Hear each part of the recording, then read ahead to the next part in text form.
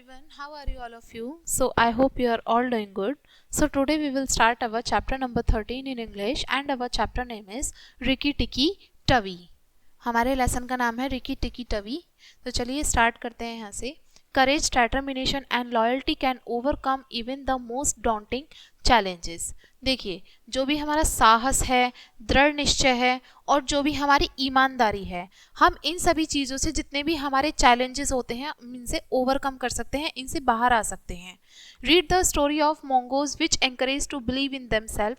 तो चलिए स्टोरी पढ़ते हैं। एक मोंगोज की एक स्टोरी है जिसमें ये एनकरेज किया गया है कि इस चीज़ में विश्वास रखा गया है, अपने आप पे विश्वास रखना, ठीक है, क्या सही है उसके ऊपर खड़े होना, सही के लिए खड़े होना, स्टैंड लेना और साहस के साथ में, दृढ़ निश्चय के साथ में जो चैलेंजेस हैं उनको फेस करना। The story highlight the importance of using one's ability and resourcefulness to overcome challenges rather than relying solely on physical strength. ये स्टोरी में ये हाईलाइट किया गया है, इस चीज़ को प्रदर्शित किया गया है कि हर एक की जो क्षमता होती है वो क्या होती है, अलग अलग होती है। हम हर एक की क्षमता का मतलब इस्तेमाल करके साथ में किससे जो चैलेंजेस हैं उससे ओवरकम कर सकते हैं, ठीक है, and rather than relying solely on physical strength, ना कि किसी की शारीरिक बल के ऊपर हम, यानी कि किसी के शारीरिक बल के ऊपर ना होकर हम बल्कि किसी से अपनी जो हमारी एबिलिटीज़ हैं, जो हमारी क्षमता है,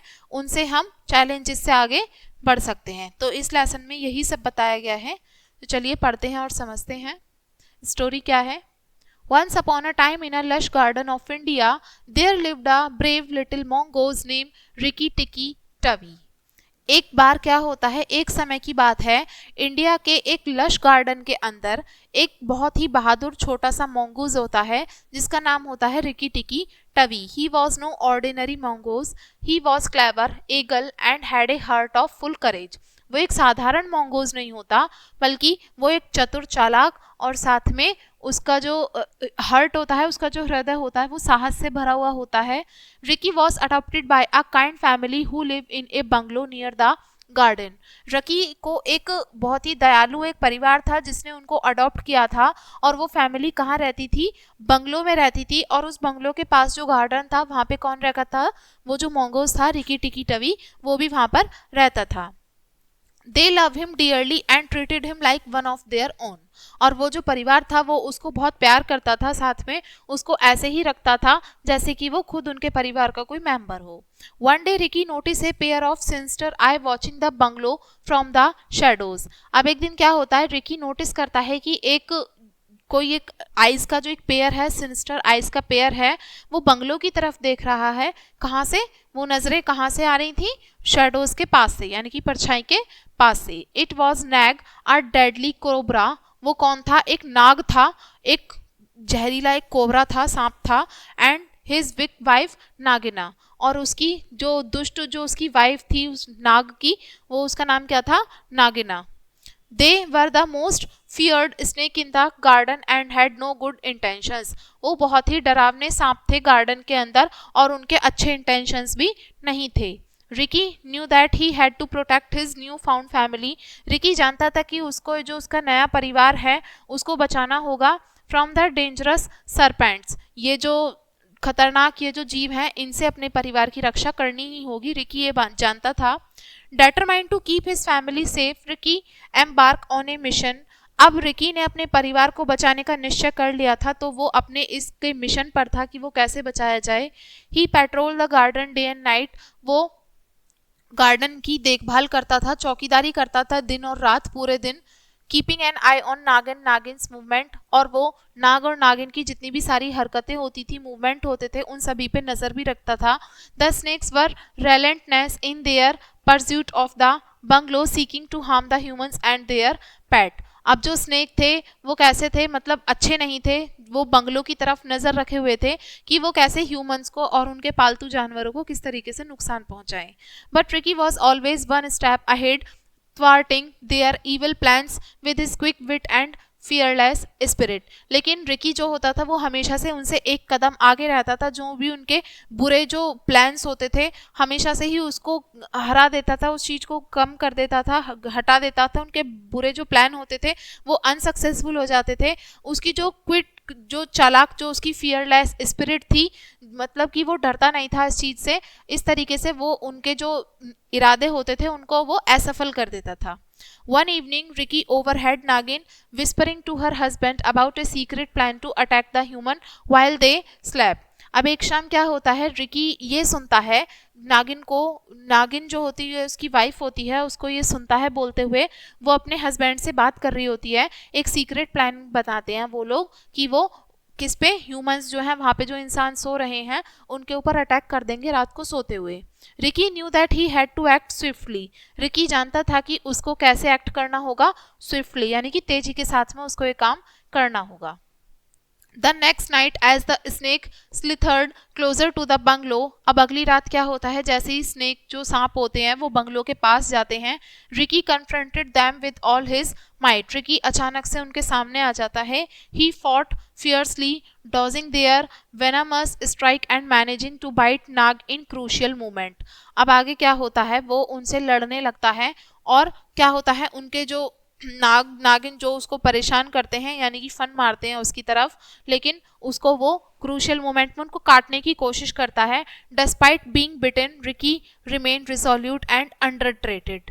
अब क्या होता है, रिकी इन सब चीज़ों से अलग रहता है, मतलब वो क्या, मतलब बिल्कुल फियरलेस होके उनसे वो लेता है आगे की तरफ, उनसे कोशिश करता है उनको हराने की, और इस तरीके से उनसे वो पूरी तरीके से उनसे लड़ाई करता है। विद नाग इंजर्ड, अब उसमें नाग जो होता है वो घायल हो जाता है। Rikki followed Nagin to her lair where he discovered a nest of full deadly cobra egg. अब रिकी जो है वो नागिन का पीछा करता है उसके साथ में, और वो पाता है कि उनका एक क्या है, एक बिल है जहाँ पे बहुत सारे कोबरे के अंडे हैं। ठीक है, realising the dire threat these hatchling posed, he made a brave decision. अब उसको ये पता चल जाता है कि ये जो अंडे हैं ये फूटने वाले हैं, और इसमें से वो उनको निश्चय कर लेता है कि उन अंडों को किस तरीके से फोड़ा जाए, और वो एक ऐसा महान फैसला करता है। He would not rest until every last egg was destroyed. अब वो तब तक आराम नहीं करता तब तक कि आखिरी अंडा जो था वो भी नष्ट ना हो जाए। One by one he smash the eggs, एक एक करके वो सारे अंडों को फोड़ देता है। Showing no fear in the face of danger, बल्कि वो खतरे में था, खतरा महसूस ना करने के बावजूद भी वो बिना डरे उन सभी को खत्म कर देता है। His bravery and determination earn him the admiration to the entire garden. अब ये जो उसकी बहादुरी और जो उसका दृढ़ निश्चय था, उन्होंने पूरे गार्डन के अंदर एक एडमिरेशन को कमा लिया था। The other animals saw him as their protector. अब जितने भी बाकी सारे जानवर थे वो उसको, मोंगूज को, अपने प्रोटेक्टर के रूप में देखते थे, रक्षक के रूप में देखते थे। As he was held as a hero, और वो क्या था, सबका एक हीरो बन गया था। रिकी टिकी Tavi had not only save his beloved family but the entire garden from the menace of Nagin. Rikki टिकी टवी ने ना ही सिर्फ अपनी प्यारी फैमिली को बचाया था बल्कि पूरे गार्डन को भी बुरे और नागिन से बचाया था। From that day on Rikki टिकी Tavi remain a brave and loyal guardian of his garden home.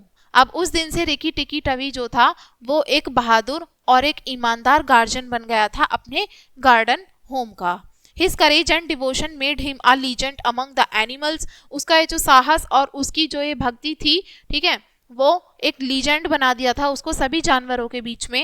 And he continue to protect them from any threat that dare to cross their path. और उसने ये निश्चय कर लिया था कि आगे भी वो इसी तरीके से लगातार बचाता रहेगा, सबकी रक्षा करता रहेगा। हर किसी से अगर कुछ भी इस तरीके से कुछ बुरा होता है किसी के साथ में, अपने रास्ते को क्रॉस करके, अपने लिमिट्स को क्रॉस करके, वो हर बाधा को पार करके वो हर किसी की रक्षा करेगा। ऐसा करने का उसने निश्चय किया था। And so the brave mongoose Ricky टिकी टवी lived on, leaving behind a legacy of courage and valor that would be cherished for generations to come. और इसी तरीके से जो बहादुर मोंगूज था रिकी टिकी टवी, वो आगे भी जीवित रहा और उसने अपने पीछे साहस की और भी बहुत सारी चीज़ों की क्या छोड़ दी, आने वाली जो पीढ़ियां थी वो सभी उसको चेरिश कर रही थी, इंजॉय कर रही थी कि रिकी टिकी टवी की जो बहादुरी थी, उसका जो पूरा मतलब पूरी उसकी भावना थी, इस तरीके से उसकी प्योर फीलिंग्स थी, उन सभी को चेरिश कर रही थी उसकी आने वाली जनरेशन्स भी। ठीक है, तो ये लेसन था हमारा, ये कहाँ से लिया गया है? From the Jungle Books by Rudyard Kipling. Rudyard Kipling की जंगल बुक से ये लेसन लिया गया है। ठीक है, तो चलिए अब इस लेसन के वर्ड मीनिंग देखते हैं। वर्ड मीनिंग में हमारा फर्स्ट वर्ड है सिनिस्टर। सिनिस्टर का मतलब होता है यानी कि जिसके अंदर कोई हार्म हो, खतरा पहुंचाने का, नुकसान पहुंचाने का कोई सजेशन दे या फिर किसी चीज के बारे में इशारा किया जाए। एगल, एगल का मतलब होता है जल्दी से, और मतलब कि बहुत जल्दी जल्दी मूवमेंट करना। Resolute, resolute means showing firm determination and purpose, यानी कि दृढ़ निश्चय और अपना इरादा नेक रखना। थ्वार्ट, थ्वार्ट का मतलब होता है to prevent someone from accomplish their purpose और प्लान्स, यानी कि किसी को किसी के बनाए हुए प्लान से या फिर उसके इरादों से बचाना। मिनेंस, मिनेंस का मतलब अ पर्सन और thing that possess a threat और डेंजर। मिनेंस का मतलब होता है यानी कि एक ऐसा इंसान या कोई ऐसी वस्तु जो कि खतरा बन जाए या बाधा बन जाए। एडवर्सिटी, एडवर्सिटी मीन्स मुश्किलें, मिसफॉर्च्यून और जो भी मुश्किलें आती हैं उन सभी को बोला गया है। Wits, wits means mental sharpness, यानी कि दिमाग का तेज होना, बुद्धिमान होना या फिर क्लेवर होना, चतुर होना। हैचलिंग्स, हैचलिंग्स का मतलब होता है रिसेंटली हैच और newly born young animals. Hatchling का मतलब होता है जो हमारे नए बॉर्न यंग एनिमल्स होते हैं उनको फोड़ देना, उनके अंडों को फोड़ देना। लीजेसी, लीजेसी का मतलब होता है समथिंग हैंडेड डाउन और left behind by a predecessor, यानी कि अपने पीछे कुछ चीज छोड़ जाना। वैल्योर, वैल्योर का मतलब है बहादुरी, साहस या फिर बोल्डनेस। ठीक है, तो ये था हमारा लेसन एंड आई होप आपको लेसन समझ में आ गया होगा। वीडियो को यहीं पे एंड करेंगे इसी लेसन के साथ में एंड थैंक्स फॉर वॉचिंग।